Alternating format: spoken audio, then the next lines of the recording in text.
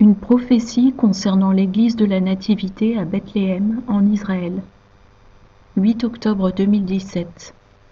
Message de Jésus transmis par sa messagère Gwendolyn Song. Avant de vous confier cette prophétie, je vais vous lire deux passages bibliques. Le premier est Matthieu 10, 26. « Ne les craignez donc point, car il n'y a rien de caché qui ne doive être découvert, ni de secret qui ne doivent être connus. » Et Apocalypse 2, 9. « Je connais ta tribulation et ta pauvreté, bien que tu sois riche, et les calomnies de la part de ceux qui se disent juifs et ne le sont pas, mais qui sont une synagogue de Satan. » Il y a 2 jours, alors que nous retournions visiter l'église de la Nativité, la voix puissante de notre roi, Yahushua Mashiach, m'a parlé. Il m'a parlé par intermittence pendant presque 24 heures.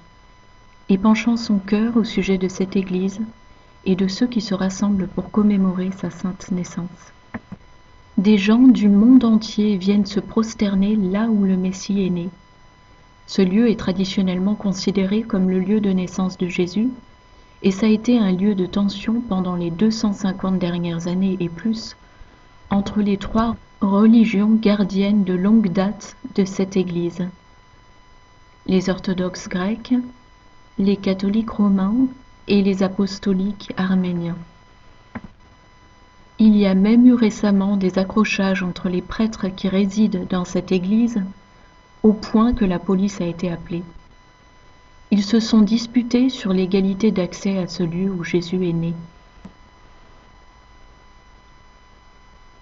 En fait, pendant les premières heures de la matinée, les 3 religions qui ont un accès permanent à la mangeoire font un roulement dans leur service en ce lieu où Jésus est né.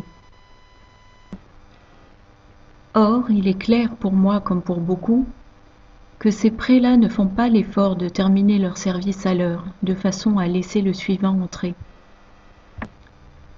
Et même les visiteurs qui doivent souvent faire la queue un bon moment ressentent la tension entre ces prêtres. Et alors que mon mari et moi marchions de notre appartement vers ce lieu saint, nous sentions que le Seigneur voulait parler à nos cœurs au sujet de ce lieu et de ce qui s'y passe. Et il se trouve que lorsqu'on a commencé à entendre le Seigneur nous parler à ce sujet, nous avons été stupéfaits de découvrir que ce qui préoccupait le Seigneur était vraiment beaucoup plus grave que les accrochages entre ces prêtres et leur histoire de droit de propriété. Cela concerne des activités beaucoup plus sinistres qui ont lieu dans ce bâtiment et qui dépassent de loin ces disputes mesquines. Je ne vais pas raconter tous les détails que le Seigneur a partagés avec mon mari et moi-même, mais je vais dire ce que le Seigneur est sur le point de faire ici. Le Seigneur va bientôt envoyer un message fort et clair à ceux qui pratiquent des rituels sataniques dans les sous-sols de cette église. Il va y avoir une conversation avec ceux qui n'osent pas jeter un œil au plus haut niveau de cette église, ceux qui sont parfaitement conscients de ces activités qui ont lieu en ce site.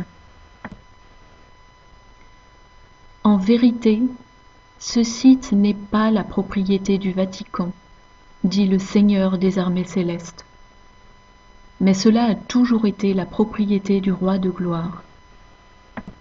Le Seigneur a été patient et il a été lent à la colère.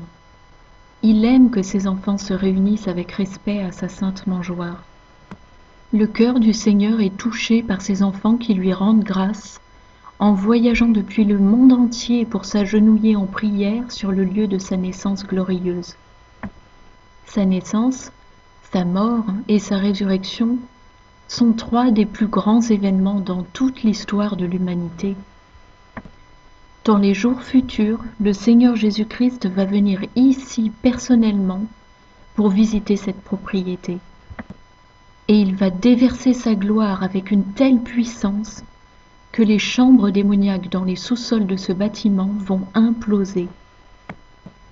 Il va faire cela d'une manière surnaturelle afin que les pièces de cette église qui sont utilisées à des fins sataniques soient définitivement anéanties.